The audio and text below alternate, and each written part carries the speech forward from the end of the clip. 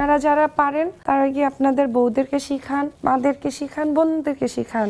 আগে যেখানে তাকে নিয়মিত গ্ল্যামারাস পোশাকে দেখা যেত, এখন বেশিরভাগ সময়ই তিনি বোরকা ও হিজাবে উপস্থিত হচ্ছেন।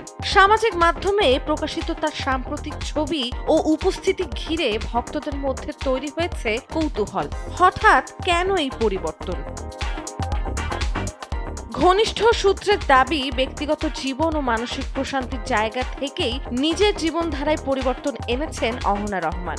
ধর্মীয় চর্চার প্রতি আগ্রহ বৃদ্ধি পাওয়ার পাশাপাশি নিজেকে আরো সংযতভাবে উপস্থাপন করার ইচ্ছা থেকেই এমন সিদ্ধান্ত বলে জানা যায়। এক সাক্ষাৎকারে তিনি জানান, ওমরা পালনের পর তার ভেতরে গভীর আধ্যাত্মিক পরিবর্তন আসে, যার পর থেকেই তিনি হিজাব পরিধানে স্বাচ্ছন্দ্য বোধ করছেন। তিনি আরো বলেন, নাটকের বাইরে মাথার কাপড় ফেলতে চাই না, এটা আমার ব্যক্তিগত বিষয়। পাশাপাশি তিনি ইঙ্গিত করেন, নায়িকা হিসেবে পোশাক যাই হোক না কেন, সমালোচনার মুখোমুখি হওয়া তাদের পেশাগত জীবনের এক অনিবার্য বাস্তবতা।